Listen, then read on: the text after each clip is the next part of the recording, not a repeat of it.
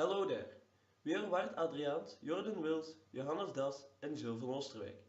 In this video we are going to give a presentation for the course Intercultural Communication. But first, let us tell you something about ourselves.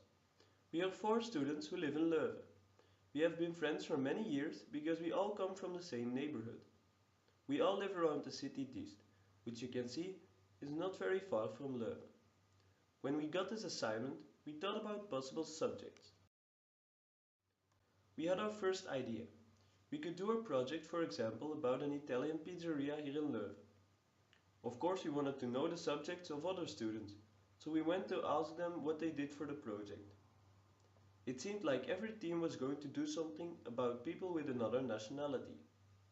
We thought this was a little bit stereotypical and obvious, so we wanted to do something special. We began to think about different cultures within the same nationality, and eventually we thought, why not think about ourselves?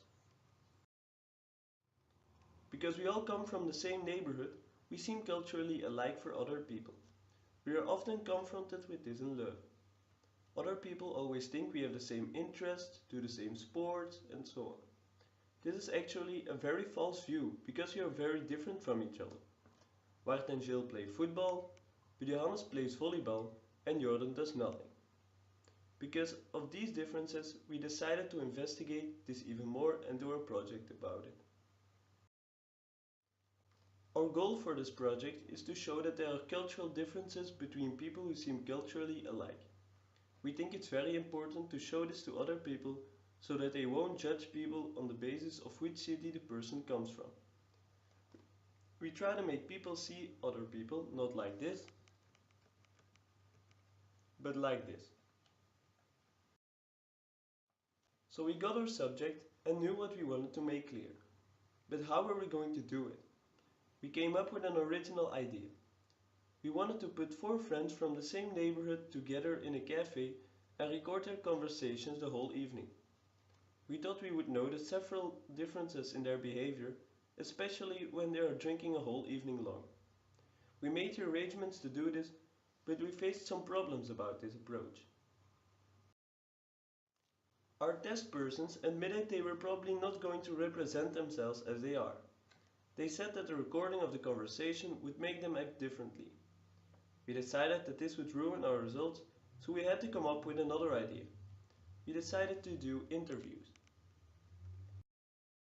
We interviewed 4 men and 4 women with the age around 20, but more importantly is that they all live around Diest. We each asked them 15 questions. We got various answers. Some answers were short, some very long. Some were expected, but yet others were very surprising. When we saw the results, we were very happy with it.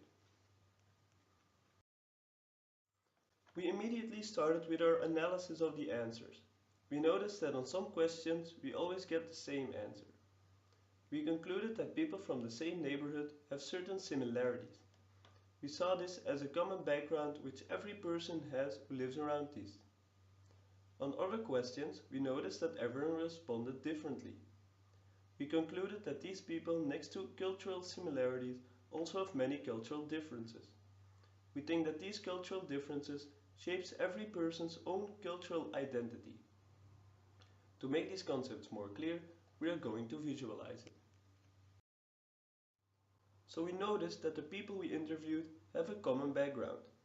This represents the cultural similarities between these people. These similarities could be their accent, their language, their view on some subjects, and so on. Actually, it could be anything, as long as all these people have it in common. We then come to the identities of each individual person. This identity is formed by the things in which this person is different to the rest of the group. All these identities and the common background together is defined as the culture of these people. In this case, the culture of the people from the neighborhood Diest. But how does it come that there is still a lot of prejudice about people from the same neighborhood?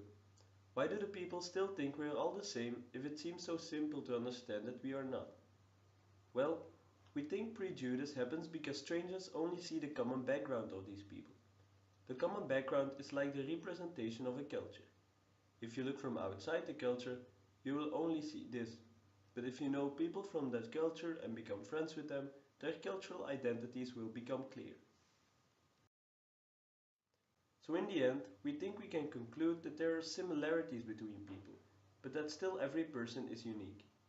We can't blame other people for prejudice because they just do not yet have the knowledge to know us better. But we can try for ourselves to be more open-minded and not fall into the culture's trap. Thanks for listening.